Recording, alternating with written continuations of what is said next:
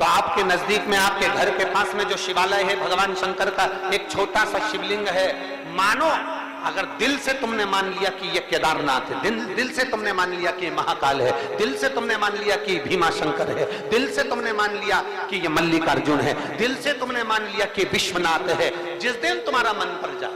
सावन के महीने में, श्रावण के महीने में जब तुम 2 लोटा जल चढ़ाने के लिए जाओगे,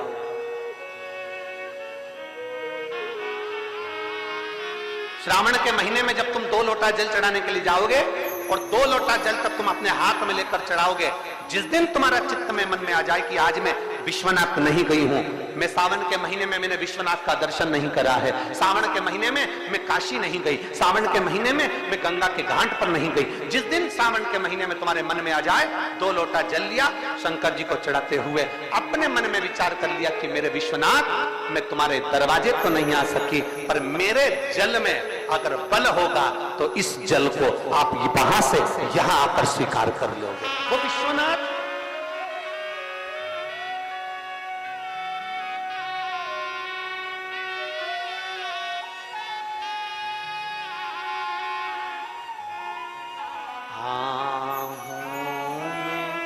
असर होगा, घर बैठे बुला लेंगे, तुम रूठे रहो बोले, हम तुम्हें मना लेंगे, तुम कहते हो भोले, हमें काशी प्यारी है, तुम कहते हो भोले, हमें काशी प्यारी है, एक बार तो आ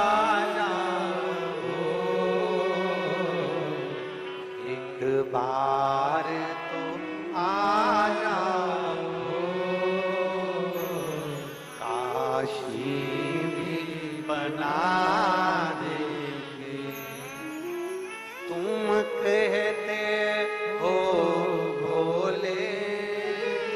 हमें गंगा प्यारी है,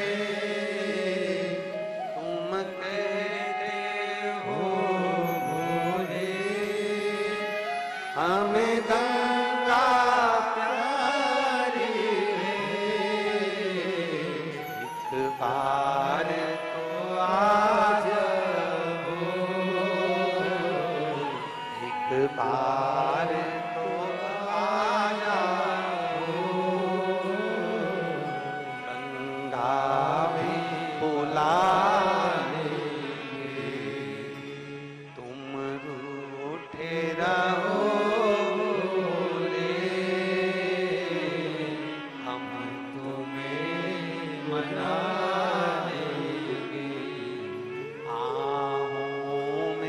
असर होगा,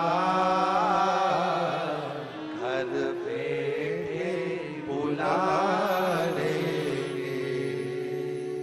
पूरे साल शिव जी को 1 लोटा जल चढ़ा, सावन का पहला दिन लगे 2 लोटा जल चालू कर दो, श्रावण के पूरे महीने 2 लोटा जल अपने घर से लेकर जाओ, और अपने घर से जब जल लेकर जाओ तो ये विचार कर कर जाना, आज मैं शिव को काशी में, आज मैं शिव को केदार में, आज शिव को अमरनाथ में, आज शिव को भीमा शंकर में, आज शिव को मल्लिकार्जुन में। और फिर निवेदन करूंगा, जिस बहन को 19 और 20 साल तक भी औलाद नहीं हुई हो, तो कृष्णेश्वर महादेव का नाम लेकर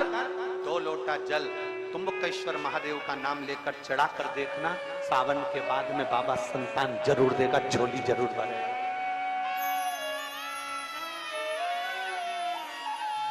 कहीं नहीं जाना,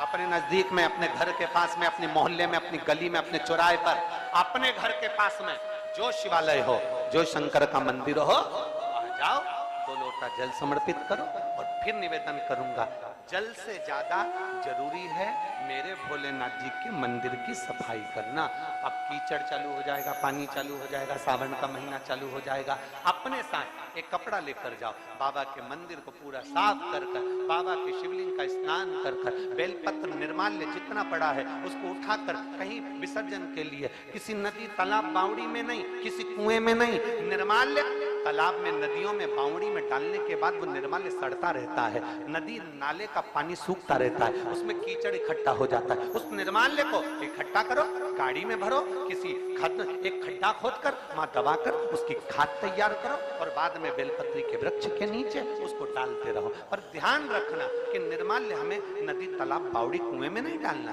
उसको एकत्र करना। शिव के मंदिर की जितनी सफाई कर सकते हो, शंकर के मंदिर को जितना साफ कर सकते हो, शंकर के मंदिर को जितना निर्मल कर सकते हो उतना करो। अपने मन में एक भाव बना लो, जैसे भगवान विष्णु ने एक भाव बनाया था, सावन के महीने में 108 कमल के पुष्प शंकर जी को दूंगा। पार्वती जी ने भाव बनाया था, श्रावण के महीने में शंकर जी को 2 लोटा जल समर्पित करूंगी। माता सती जो भगवान शंकर की अर्धांगिनी रही, उन्होंने भाव बनाया था, मेरे देवादिदेव महादेव को रिझाने के लिए मैं भगवान शंकर की 108 वृक्ष लता से स्नान कराऊंगी। ये अपने भीतर एक संकल्प अपने भीतर लेना है कि श्रावण के महीने में हमें शिव को कैसे रिझाना है, शंकर को कैसे प्रसन्न करना है, शंकर को कैसे प्रकट करना है, शंकर को कैसे प्राप्त करना है, शंकर को कैसे अपना बनाना है, शंकर को अपने करीब में कैसे लाना है, शिव को अपना कैसे बनाना है, ये अपने ऊपर निर्भर करता है।